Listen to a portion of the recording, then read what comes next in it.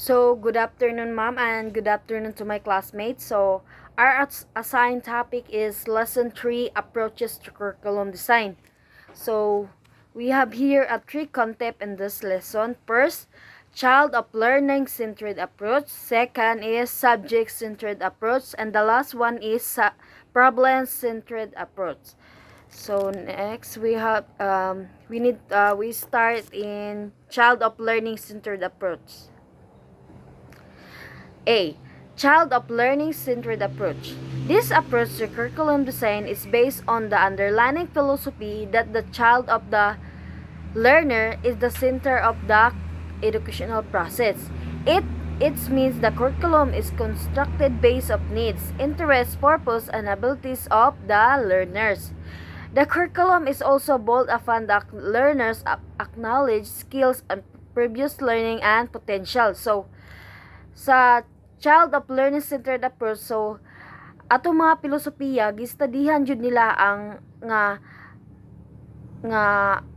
ang mga bata mo ay centered approach sa educational process. So sila ang nangunguna at sila ang pinaka-importante na dapat turuan, kasi sa curriculum meron siyang constructed based at needs. So may binibigay siya na kailangan ng mga bata like interest. So, interest sa pag-aaral at purposes kung bakit sila nag-aaral at abilities nila kung ano ang mga meron sila at kung anong merong kakayahan sila. So, curriculum is also built upon learners. So, naapod sila, meron din sila mga acknowledge skills, previous learning at potential na sa paaralan na kanilang nagagamit. So, for example, like acknowledge, so, sa kanilang pag-aaral, so maka-acknowledge sa mga lesson na binibigay ng mga guro at mga and second is skills. Marami din silang malalaman na skills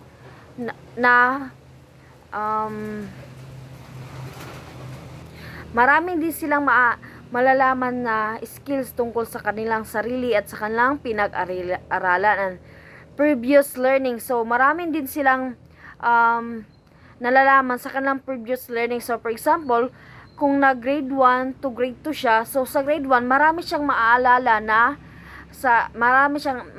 learning na kanyang pinag-aralan noong grade 1 pa siya. At potential sa kanya, for example, meron din siyang potential kung ano yung dapat niyang gawin o iba pa. Next, from its design, how should a child-centered curriculum be approaches? Let us consider this principle. So, meron tayong 5 principle na kinonsider ng curriculum principles. So, first, acknowledge and respect the fundamental rights of the child. So, acknowledge kanang kailangan jud natong respetuhan ang mga bata ug tagaan jud nato sila rights kung unsa ilang angay buhaton sa eskwelahan. Second, makes all activity revolve around all overall developmental of the learners. So, maghimo jud ta og activity nga makakuha ang mga bata, maka-answer og maka-develop sila sa ilang learning.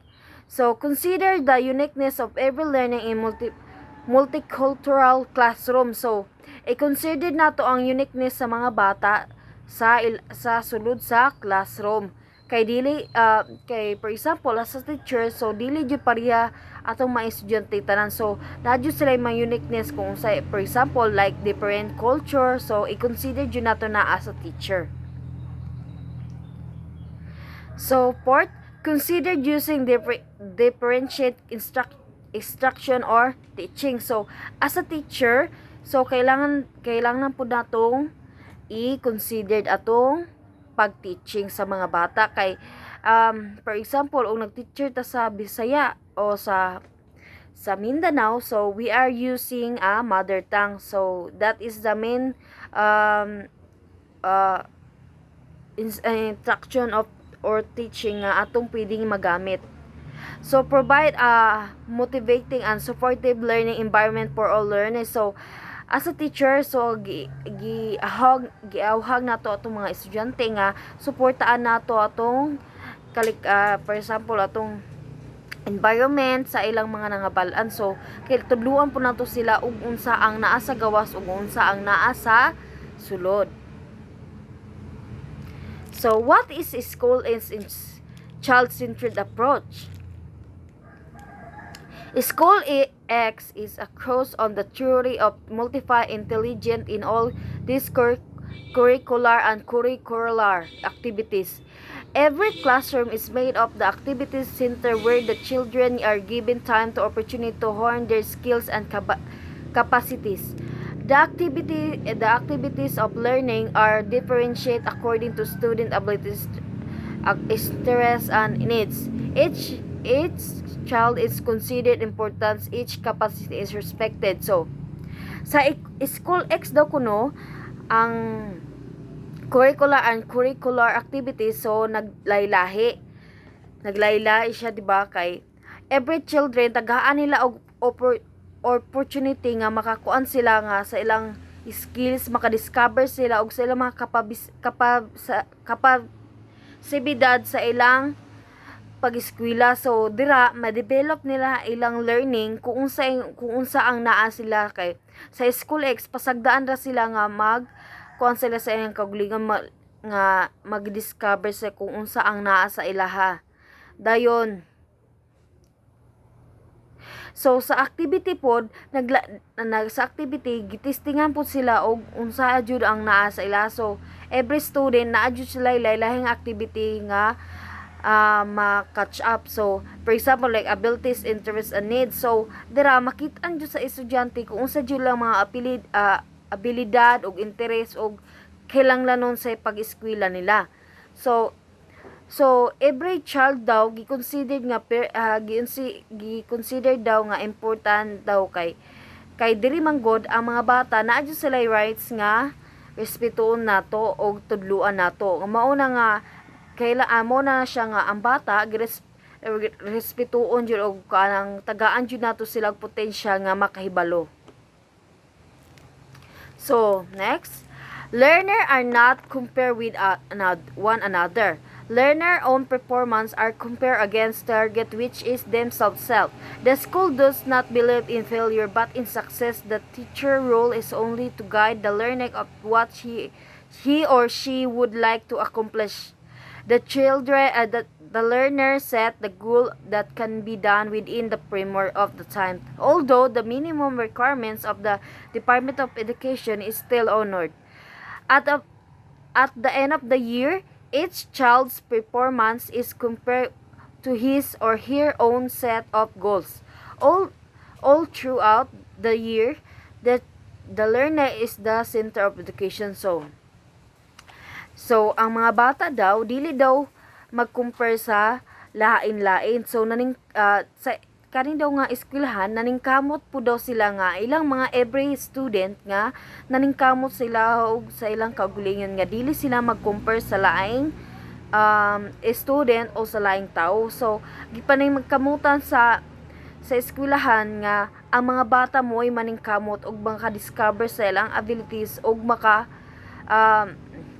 maka-level up sila sa mga gipanghatag nga activities. Kay ang eskwelahan daw kuno dili sila mutuo sa mga failure sa bata, kay mutuo sila sa success. Kay ginitudluan man nila ang mga bata step by step kung unsa ang angay nilang buhaton ug unsa ilang angay makatunan. So ang mga bata po daw kuno diri sa eskwelahan nga sa School X, so nag-provide po daw sila sa ilang mga goal nga ginahatag sa ilang mga maestra. So karon kung tagaan sila og framework sa ilang maestra, so ilang binuhatan kay minimum requirements po daw ni sa Department of Education para makabalo ang mga bata kung unsa ilang gipang eskwelahan. Otherwise paghuman sa eskwela maka-catch up daw pud ang mga bata sa ilang mga learning end of the year. So kana ini-graduate nila makabalo na sila. Kay for example, diba, kung grade 6 pag-graduate na jud na sila kay kahibalo naman sila kung unsa ilang gipang eskwelahan ug unsa ilang gipang buhat ug unsa ilang na-discover sa ilang life and learning. So sa beta, B, subject-centered approach. In this approach of the curriculum design, which prescribes separate and distinct subject of every educational level, basic education, higher education, and vocationally technical education. So diri daw sa subject-centered approach, naa po daw ni sila every educational level. So for example, like basic education, so basic, higher education, and vocationally technical education. So we have here a three educational nga ilang gi-considered sa ilang eskwelahan. So this approach non-considered the following principles. The primary focus in the subject matter. So primary focus is subject matter. So nag-focus na jud ang mga bata sa ilang subject nga ginahatag og kanang tagaan jud sila og potential para makasabot sa mga subject nga gihatag sa ilaha. The emphasis is on the bits and pieces of information which may be detached from life. So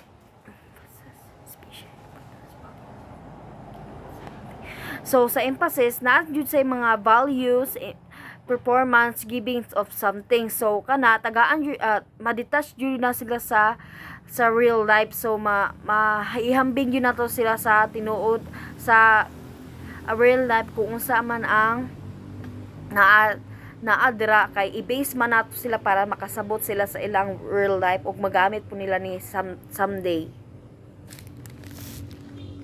So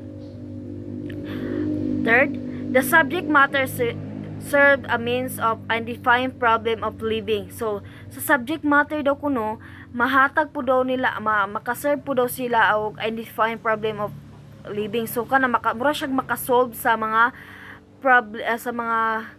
problema nga gikuan sa mga tao ba kanang for example og dira sila namuyo makakuan sila nga diri mi nagpuyo, so makasabot ra sila dayon. Then learning means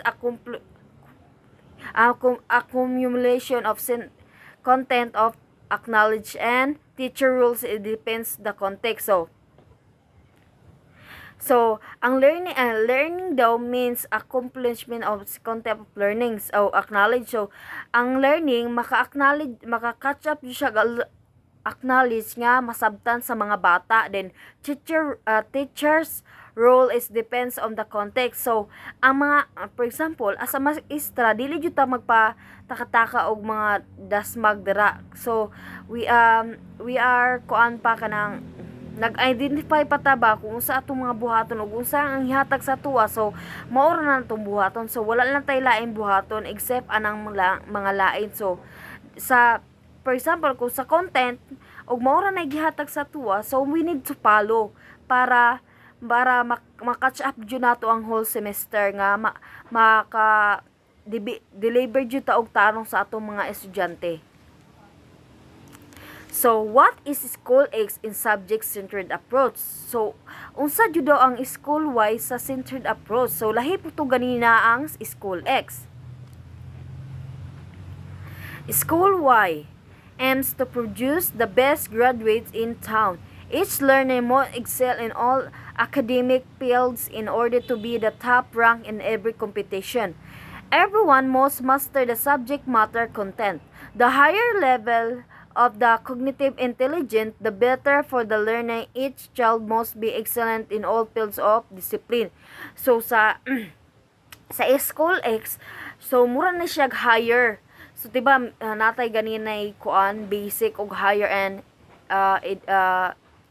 kuan educational. So mo ni siyang ang higher education. So sa school X daw kuno mo release sila og mga best graduate kanang for example pinaka bright na guro na kay best graduates in town man jud na kay. So nag-release jud sila og mga bata nga pinaka bright og pinaka good learning guro na dayon.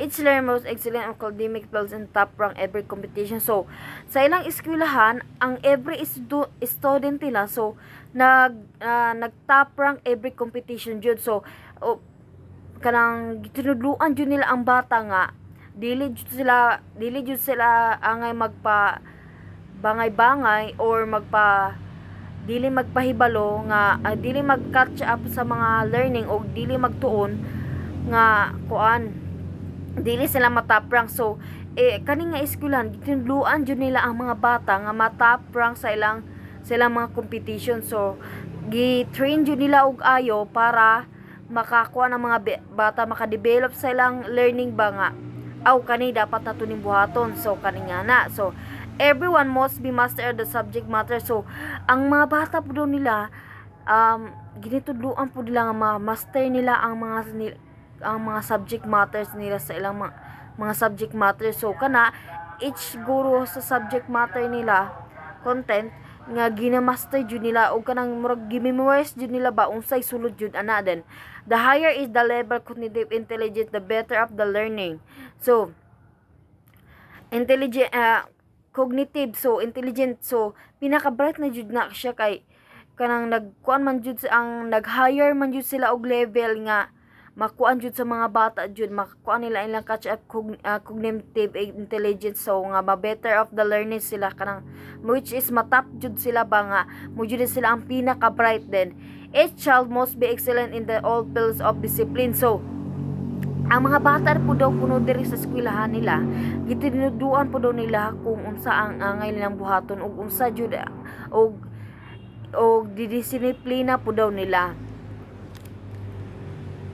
So this is the school that develops more the attitude of competition among themselves.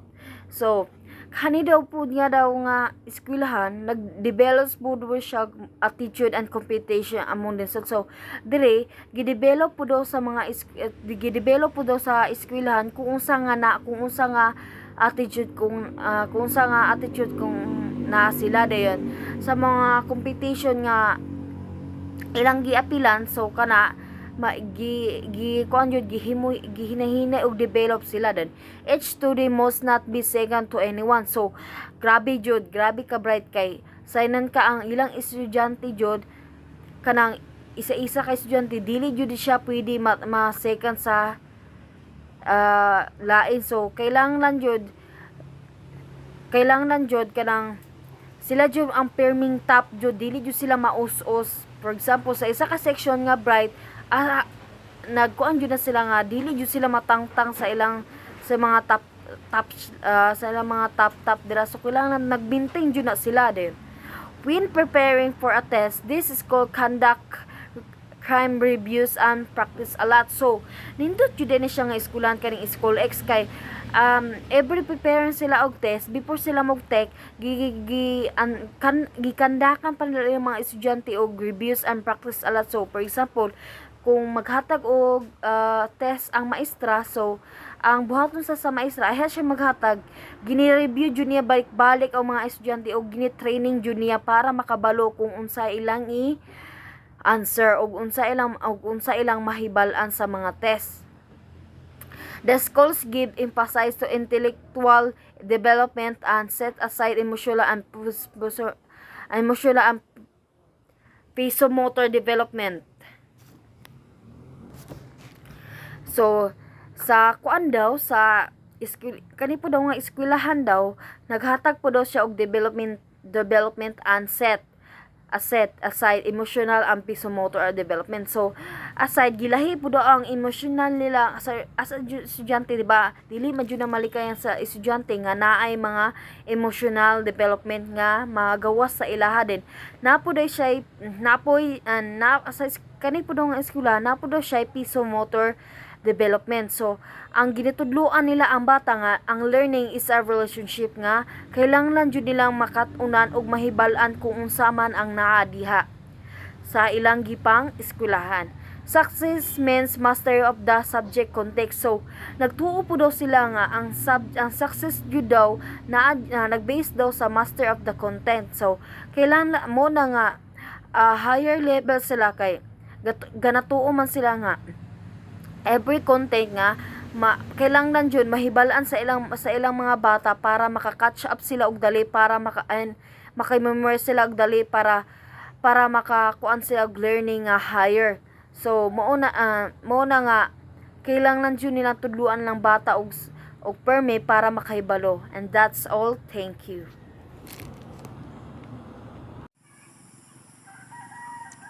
So, good morning everyone. So, for the continuation of report of Miss Bia Paler, that our topic is entitled Approaches to Curriculum Design Lesson 3. So, my part in this report is this in letter C. So, letter C, problem-centered approach. So, do you have any idea about problem-centered approach?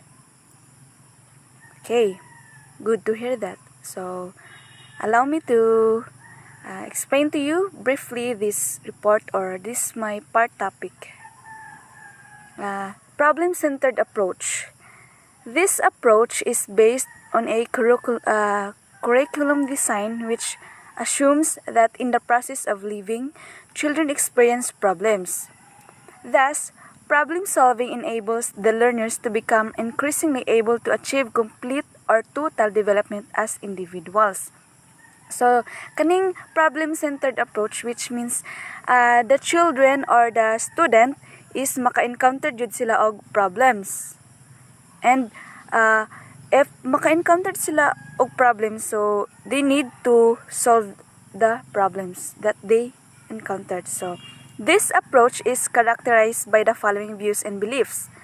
Number 1, the learners are capable of directing and guiding themselves in resolving problems. Thus, they become independent learners. So, the student is dili jud na siya malikayan nga maka-experience sila og problems in which naapod sa school, not only sa balay but in the school, like for example solving math or how to solve this problem. Number 1, maka-encounter sila ana sa school and how to sa mga process ato nga problem nga mo come up ang result, or which means nga makabalo jud sila mo solve sa usa ka problem. Number 2, the learners are prepared to assume their civic responsibilities through direct participation in different activities. So, which ang learners is dapat is prepared sila nga mo cooperate sa mga or participate sa different activities sa schools because mo man ilahang responsibility sa school. And number 3, the curriculum leads the learners in the recognition of concerns and problems and in seeking solutions. The learners are considered problem solvers. So the learners is dapat jud in every problem is seek sila og solutions how to solve the problem. And makonsidered ang mga learners as problem solvers. So kita as a student teacher maka-consider pud ato ang selves nga problem solvers. So next, what is School Z in problem-centered approach? So unsa man is School Z sa problem-centered approach class? So School Z believes that a learner should be trained to solve real-life problems that come about because of the needs, interest, and abilities of the learners. So kanida ang School Z problem-centered approach, which means nga masolve pud ta og mga problems in real life, no? About our needs, interest, and abilities of the learners. So which means nga lisod nga lutason nga problema ang kining sa reality. Problems persistent with life and society that affect daily living are also considered. So, kuan jud ta na-appeal jud ni sila sa to ang part sa tong life ning ato ang society, no, in our daily living. Maka-affect jud ni sila sa to ang life, which means nga naapod tay problem because problem from our society. Most of these school activities revolve around solutions to problems like poverty, drug problems, deterioration of positive values, environmental degradation, and many more. So daghan kay tag ma-encounter nga problems in which sa tuang reality karon like kalisod, no, drug problems, daghan pa nga mga atong ma-encountered labaw na karon in which we are facing in this pandemic times nga grabe ang financially lakta, then atong health grabe daghan kay tagka ng problema nga na-encountered karon nga kuan jud pandemic times, which is nag-combine ang financial ug ang ato ang kuan health, din mo result na siya sa atong psychology, like atong mga panghuna-huna murag ma-distract na ta, pressure, stress, kay which means dili lang ako, ikaw, sila, pero kitang tanan ang naapektahan ani nga problema. So how to solve this problem nga in which we individuals are natay lahi-lahi nga pamaagi in that such way nga how to solve our own problems in the house, families, friends, classmates, in anything. So, it's hard, but atong pangitaan og pamaagi because every problem has a solutions. So, we the one ourselves nga mangita na og solution or way nga how to solve our problems that we are facing today. So, next, since the school is using the problem-centered approach, case study as a method of teaching is popularly utilized. Practical work as a solution to the problem is also used. Thus, the development of business skills, social skills, and construction skills to solve specific problems are given emphasis. More and more schools or training centers are utilizing the problem-centered approach. So, ang problem-centered approach, maadyo ni siya ang training centers. Naadyo ni siya sa school. Like, for example, field study, like thesis. Know how to solve the problem. Nganong ka na nga problema ning come up na siya, how to. So, naadyo na siya sa to ang school karon, which is kaning gingon nga practical work, solution maka-develop na ato ang thesis or field study, whatever the study in which mo na siya ang problem-centered approach nato nga na-encounter sa school is makakuha na siya development of business skills. Now, like for example, atong ang thesis na magyapon siya math, mag-solve kita diha na gihapon. So, naadyo na siya, di na siya ingon nga wala sa school, which is kana man good if this problem-centered approach is gina-apply or naadjud siya sa eskwelahan nga ang estudyante magud is maka-learn and the student will should know and able should do nga how to solve the problem ug ngano kana nga problema is come up na siya. Next, while the three curricular design approaches are distinct from each other, most practitioners like teachers, principals, and school managers utilize the three in their design. Each design approach gives the school a special character. However, most implementers meld the designs in their school. In such a case, it would be difficult to identify distinctly each one specific design. So, dilisod, kani nga tulo ka design, which is the child of learning-centered approach, subject-centered approach, and problem-centered approach is, ang giingon dere, it's in such a case, it would be difficult to identify distinctly each one specific design. So, lisod na ka na nga tulo nga design nga ma-identify jud siya, no, kay which is sa school dili nimo tanan mahibal-an jud ang student, dili nimo tanan ang student matagsa-tagsa jud og evaluate ilahang selves nga why nganong inani ni siya, why nganong diri siya weak, dili jud nimo siya ingon nga as in a whole of her or his life nga imong mahibal-an ba. So it's very difficult nga like sa subject-centered approach, sa kaning bataan ni diri nga part is lisod siya. Oo, makabaluta, pero dili a whole good nga nahibaw-an na to, which is dili man gud tanan pud estudyante is kuan sila kanang sharing of their problems in life. So we as a teacher